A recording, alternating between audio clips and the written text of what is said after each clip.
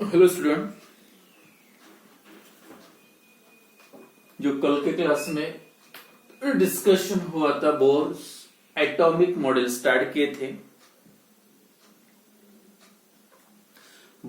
Niels Bohr modified the Rutherford atomic model and proposed the atomic model for only hydrogen, specially hydrogen के लिए model है and to overcome the main limitations of that Rutherford model, जो main दो limitations थे, that is instability of atom and distribution of electrons around the nucleus and its energy। ते दो point जो explain नहीं किए थे बोर ने, तो जो मतलब रुदरफोर्ड ने, तो बोर ने पूरा क्लियर किया है how this atom becomes stable and it also gives the distribution of electrons around the nucleus, and for that he used the quantum theory of radiation, wave particle dual nature of electromagnetic radiation, a wave particle duality of electromagnetic radiation, and line emission spectrum of hydrogen. So he proposed this atomic model on the basis of this main four postulates. Out of that, first postulate, according to Bohr atomic model, electron revolve around the nucleus. In a, अगर ये concentric circular path, ये electron है, this one is the nucleus. Electrons revolve around, according to this Bohr atomic model, electron in hydrogen atom revolve around the nucleus in a concentric circular path, and that's situated at a definite distance from the nucleus. मतलब ये जो circular path है, उनका जो distance होता है nucleus से fixed and having a fixed energy भी fixed रहेगी, और जो distance रहेगा nucleus से वो भी distance भी fixed रहेगा। तो first postulate, according to Bohr atomic model, electron in hydrogen atom can revolve around the nucleus in a concentric circular path situated at a definite distance from the nucleus and having a definite energy, and these concentric circular paths are also called as, ये जो circular path है उसको क्या क्या बोल सकते हैं, orbits or stationary state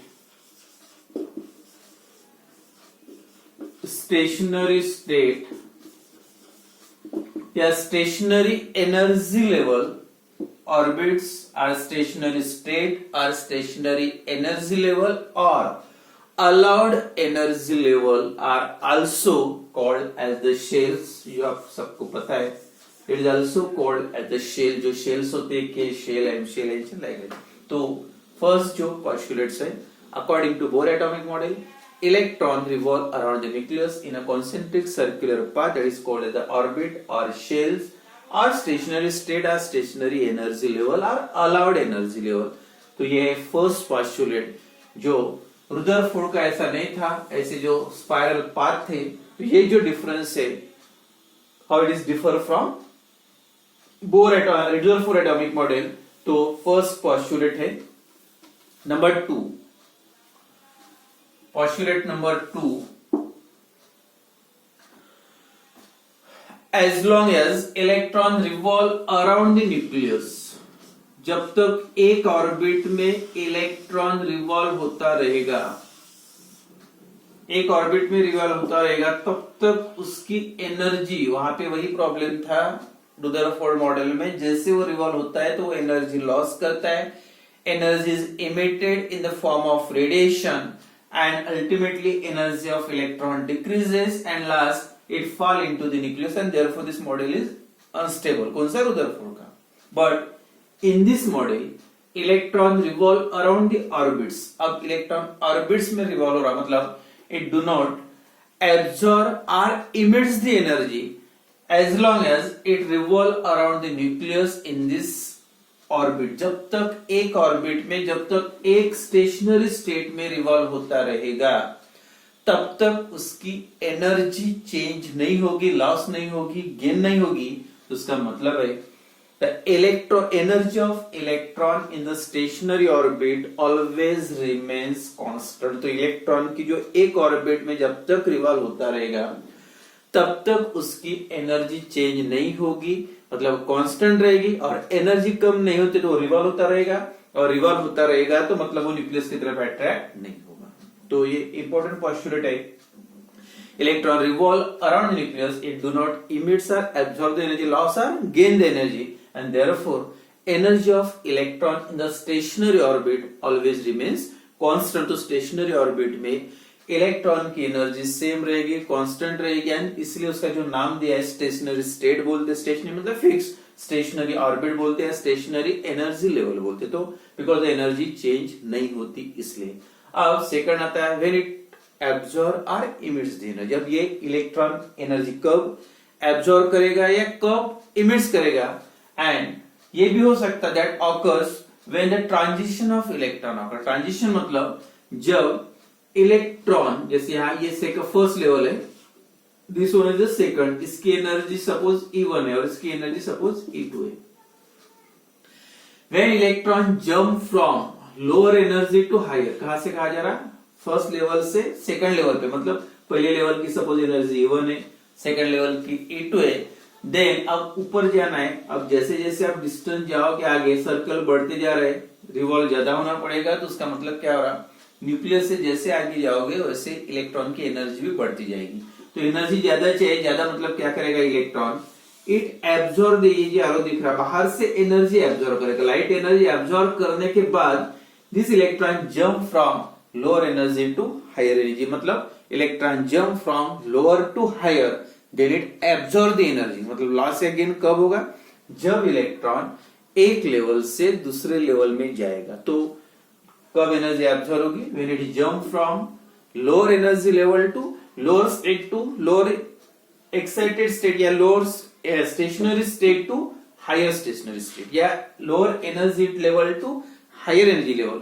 and similarly same बोल सकते हैं व्हेन इलेक्ट्रॉन जंप फ्रॉम, अब ये E2 है और ये E1 है, तो जब ऊपर से नीचे जंप करेगा तो जो एनर्जी उसने एब्सॉर्ब की थी वो एरो बाहर जा रहा है, मतलब उतनी ही एनर्जी वो इमिट करेगा। तो इमिशन या एनर्जी का एब्सॉर्प्शन मतलब light energy in the form of light कब होगा, when it jump from lower energy to higher energy और फ्रॉम हायर टू लोअर। तो लोअर टू हायर जाना है, एनर्जी एब्सॉर्ब करना पड़ेगा, मतलब definite amount of energy is absorbed, and when electron jump from higher energy level to lower energy level, then it emits the definite amount of energy। तो ऊपर जाएगा तो absorb करेगा और नीचे आएगा तो वापस इमिट करेगा। तो जो एनर्जी का लॉस या गेन होता है कब होगा, जब वो जंप करेगा। लेकिन जब तक एक ऑर्बिट में रिवॉल्व होता है तब तक एनर्जी का लॉस या गेन नहीं होगा, इसलिए एक लेवल में एनर्जी फिक्स होती है, and therefore this level is called as a stationary state और स्टेशनरी एनर्जी लेवल। तो ये सेकंड पोस्टुलेट है। क्या है second postulate, electron revolve around the nucleus, as long as electron revolve around the nucleus it do not evolve or absorb the energy, means energy of electron remains constant in the stationary energy level, but when it jump from lower to higher then it absorb the energy, when it jump from higher to lower then it emits the energy। तो ये था second postulate। and then third है third postulate, the frequency of radiation absorb और emitted. अब जो radiation की frequency रहेगी उसका जो फॉर्मूला दिया है, फ्रीक्वेंसी ऑफ रेडिएशन एब्सॉर्ब और इमिट्स व्हेन ट्रांजिशन अकर, मतलब लोअर टू हायर या higher to, frequency of radiation absorb और emitted when transition occur between this two level, between this two energy state, between this two stationary state is differ by the energy. Suppose को आप दे सकते हैं differ by the energy that is del E. Del E का मतलब E2 अगर यहां से यहां जा रहा है तो फाइनल माइनस इनिशियल, तो डेल ई की वैल्यू क्या आएगी, del is equal to E2 minus E1। E2 higher level की जो एनर्जी है, हायर जो सेकंड ट्रांजिशन स्टेट है मतलब स्टेशनरी स्टेट है, उसकी एनर्जी E2, और जहां इलेक्ट्रॉन था पहली लेवल जो, उसकी एनर्जी कितनी रहेगी E1, differ by the energy and given by the equation. यानी जो लाइट है उसकी फ्रीक्वेंसी की वैल्यू क्या रहेगी, frequency represented by nu, and that equal to del E upon H। H is the Planck constant, इसमें पहले इसमें हुआ था एक इक्वेशन में, nu is equal to del E upon Planck's constant. तो ये फ्रीक्वेंसी है इसकी रेडिएशन की, जो रेडिएशन इलेक्ट्रॉन इमिट करता है या एब्जॉर्ब करता है, तो दैट गिवन बाय दी, उसके लिए जो रेडिएशन के लिए फ्रीक्वेंसी दी है, तो frequency that depends on difference between the energy of two level upon H is the Planck's constant, E2 energy of higher level, E1 energy of lower level, and this expression is also called, ये equation का कभी entrance में वगैरह पूछा तो याद रखो, this equation is also called Bohr's frequency rule। Bohr frequency rule, expression of frequency, and this equation जो है, nu is equal to del E upon H, और del E का ही मतलब है E2 minus E1। तो according to Bohr atomic model, तो frequency of radiation emitted और absorb, वो कितनी वैल्यू होती है उसकी frequency, del E upon H। तो डेल E का मतलब जब इलेक्ट्रॉन का ट्रांजिशन होगा तो दो एनर्जी लेवल का डिफरेंस है, और H मतलब कांस्टेंट वैल्यू है, that is also called as the Planck's constant. तो ये था थर्ड जो पोस्टुलेट्स है बोर एटॉमिक मॉडल का, एंड देन जो लास्ट पोस्टुलेट है इंपॉर्टेंट, ये भी, ये तीसरा, पहला था electron revolve around the nucleus in a concentric circular path, that is called the orbit energy level या स्टेशनरी एनर्जी लेवल। सेकंड, जब तक इलेक्ट्रॉन एक ऑर्बिट में रिवॉल्व होता रहेगा तब तक वो एनर्जी लॉस का गेन नहीं करेगा, मतलब एनर्जी कांस्टेंट रहेगी। और तीसरा है फ्रीक्वेंसी ऑफ रेडिएशन, जो भी रेडिएशन इमिट होता है या एब्जॉर्ब होता है, तो रेडिएशन की फ्रीक्वेंसी कितना होना चाहिए, that equal to nu is equal to del E upon H। And जो लास्ट पोस्टुलेट है बोर एटॉमिक मॉडल का, पोस्टुलेट नंबर 4, और पोस्टुलेट नंबर 4 है, जब तक एक ऑर्बिट में जैसे इलेक्ट्रॉन रिवॉल्व होता रहता है, electron can revolve around the nucleus, electron can revolve around the nucleus only in those stationary orbit for which the angular momentum of electron should be integral multiple of h by 2 pi। यानी कोई भी एक orbit में electron कब तक revolve, यानी जब तक रिवॉल्व हो, मतलब कब रिवॉल्व हो सकता है, तो उसके लिए उसका जो एंगुलर मोमेंटम की वैल्यू कितनी होना चाहिए। मोमेंटम आपने पढ़ा है मास इनटू वेलोसिटी, अगर डायरेक्ट सीधा सीधा जा रहा तो उसका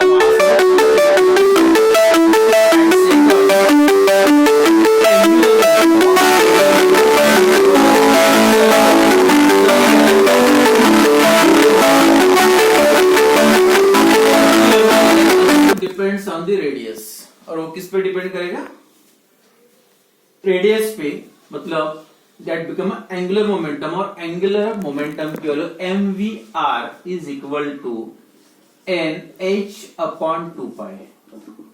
तो angular momentum of electron is equal to n is the integral multiple, n is equal to, if electron revolve around the nucleus in the first orbit, अगर ये first orbit में revolve होता है, ये first orbit है suppose, ये second orbit है, जो शेल्स के एल एम आपने पढ़ा होगा उसके पहले, K shell, M shell, N shell, अगर के शेल है तो उसके लिए एन की वैल्यू कितनी होती है 1, एल शेल है तो सेकंड लेवल के लिए एन की वैल्यू 2, एन की वैल्यू 3 थर्ड लेवल के लिए, इसलिए 1 2 3 जो नंबर है इसको also that is also called the quantum numbers.